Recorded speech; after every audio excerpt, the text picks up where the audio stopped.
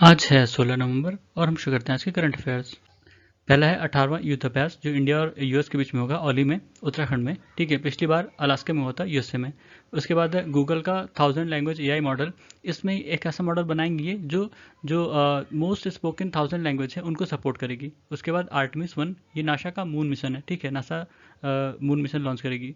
उसके बाद जो G20 समिट था जो अभी बाली में हुआ, उसकी थीम थी रिकवर टुगेदर रिकवर स्ट्रॉन्गर। ठीक है, फिर शब्दशाला।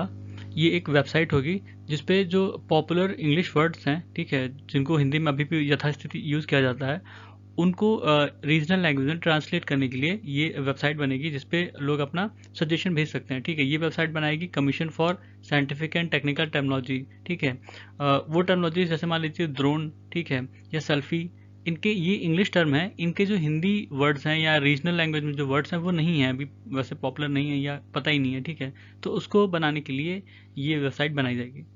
और ये जो commission for scientific and technical technology है ये प्रेसिडेंशियल ऑर्डर से बना था 1961 में। ठीक है, और ये department of higher education ministry of education के अंडर में है। इसका काम है कि वही जो टर्मोलॉजीज हैं उन्हीं को इवॉल्व करना। ठीक है, ये स्टेट गवर्नमेंट और अलग अलग यूनिवर्सिटीज़ वगैरह के साथ मिलकर काम करती है। फिर यूनाइटेड नेशन की वर्ल्ड पॉपुलेशन प्रोस्पेक्ट 2022, इसमें बताया गया कि दुनिया की टोटल पॉपुलेशन 8 बिलियन हो गई है। ठीक है, और जो पिछले 1 बिलियन है उसमें से 177 मिलियन इंडिया से हैं और 73 मिलियन चाइना से हैं। ठीक है, अगर ग्लोबल पॉपुलेशन की ग्रोथ रेट की बात करें तो ये 1% से कम, मतलब इनकी बढ़ने की दर जो है वो 2020 में 1% से कम की थी। ठीक है, और ये भी मतलब एक्सपेक्ट किया गया है कि जो जिस हिसाब से पॉपुलेशन बढ़ रही है 2050 तक 9.7 बिलियन हो जाएंगे और 2080 के समय में 10 बिलियन के ऊपर हो सकते हैं। ठीक है, उसी में ये भी बताया गया कि इंडिया की टोटल पॉपुलेशन जो है वो चाइना को सरपास कर जाएगी, चाइना से ज़्यादा पॉपुलेशन हो जाएगी हमारी 2023 तक। ठीक है, और इंडिया की जो मीडियन पॉपुलेशन है वो 28.7 ईयर्स है। ठीक है, चाइना की 38.4 है और जापान की 48.6 है।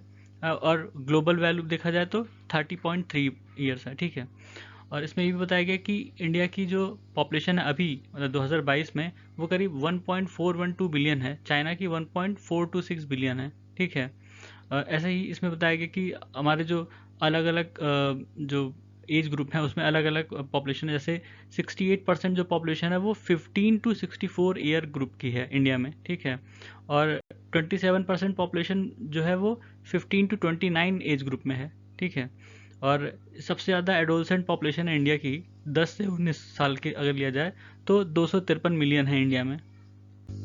फिर उसी में बताया गया कि इंडिया में यूथ बल्ज हो रहा है। यूथ बल्ज मतलब कि जो हमारी जो यंग पॉपुलेशन है वो अभी बढ़ रही है, 2025 तक ये बढ़ेगी। ठीक है, बहुत अच्छे से बढ़ेगी, उसके बाद धीरे धीरे कम होनी शुरू होगी।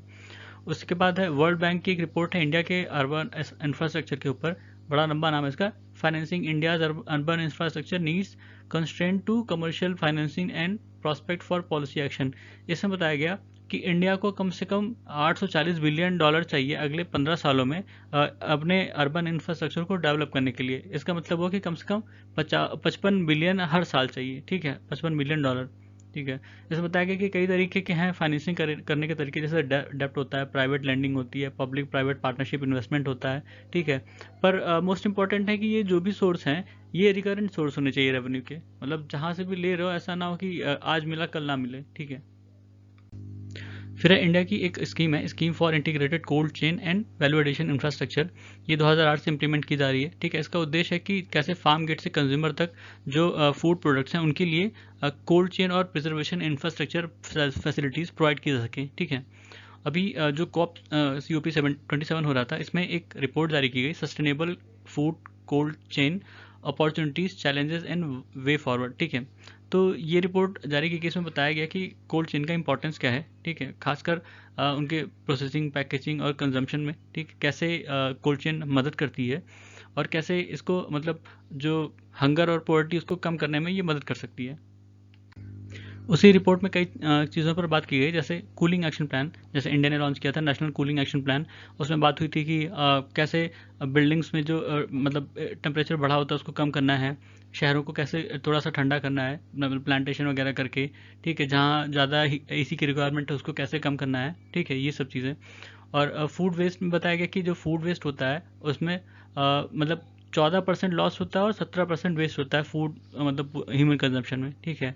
और जो ये फूड वेस्ट और लॉस होता है, इससे ग्रीन हाउस गैस का एमिशन भी होता है, ठीक है, 8 से 10% का। और उसके बाद ग्रीन चिल की बात की गई, कैसे बायोमास का यूज़ करके रेफ्रिजरेशन का काम लिया जा सकता है, ठीक है। कुछ अल्टरनेटिव टेक्निक्स हैं, जैसे एक एड्जॉर्प्शन रेफ्रिजरेशन टेक्नोलॉजी है, इसमें अमोनिया को यूज़ करते हैं, अमोनिया को और पानी को उसके सोल्यूशन को इस्तेमाल करते हैं चीज़ों को ठंडा रखने के लिए। उसके बाद भारत में एक वोस्त्रो अकाउंट खोला गया रशियन बैंक के द्वारा, ठीक है। दो होते हैं, नोस्त्रो और वोस्त्रो। नोस्त्रो का मतलब होता है आवर्स, वोस्त्रो का मतलब होता है योर्स, ठीक है। तो जब हमारे यहाँ खोला जाता है तो हम उसको कहते हैं वोस्त्रो, मतलब तुमने अकाउंट खोला है। नोस्त्रो का मतलब होता है कि हमने खोला है, ठीक है। जब रशियन ने इंडिया में खोला है बैंक अकाउंट, तो उसको कहेंगे नोस्त्रो, रशिया की तरफ से वो नोस्त्रो होगा, ठीक है, हमारी तरफ से वो वोस्त्रो होगा। तो इसमें क्या होता है कि एक बैंक में दूसरी देश की बैंक जो है वो अकाउंट खोलती है। मान लीजिए हमारे यहाँ एसबीआई है, एसबीआई में जो उनकी गैज़प्रोम की बैंक है, ठीक है, उसने अकाउंट खोला, तो वो उनका नोस्त्रो अकाउंट होगा, हमारे लिए वो वोस्त्रो अकाउंट है, ठीक है। इसमें जो कंज्यूमर है, वो कस्टमर है, वो अपने पैसा डिपॉजिट कर सकते हैं, और यहाँ से वो पैसा डिपॉजिट करेंगे वो उनके बैंक में जाएगा, ठीक है, गैज़प्रोम वाले में जाएगा, ठीक है। वोस्त्रो अकाउंट भी वही है, बस नाम में फ़र्क है, अकाउंट वही है, ठीक है। इसमें जो पैसा डाला जाता है वो उनके जिसका अकाउंट है उसके बैंक में पहुंचेगा, ठीक है। फिर इंडिया और स्वीडन ने लीड इट को होस्ट किया। लीड इट मतलब है लीडरशिप फॉर इंडस्ट्री ट्रांजिशन।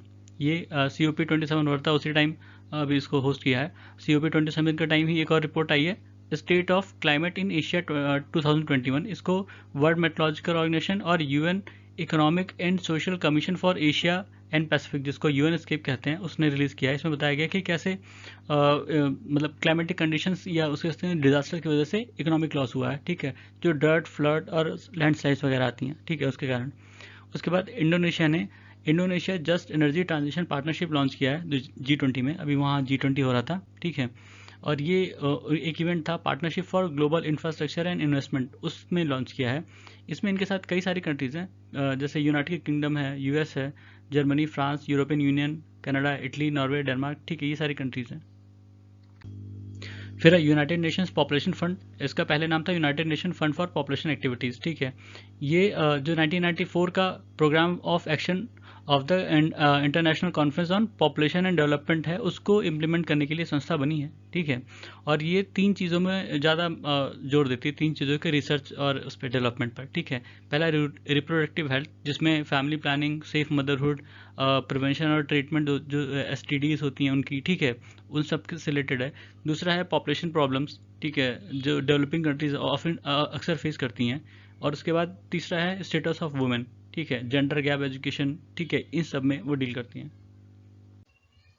फिर है 17th ईस्ट एशिया समिट, ये फोनफेन कम्बोडिया में हुआ, फोनफेन कम्बोडिया की राजधानी है, ठीक है।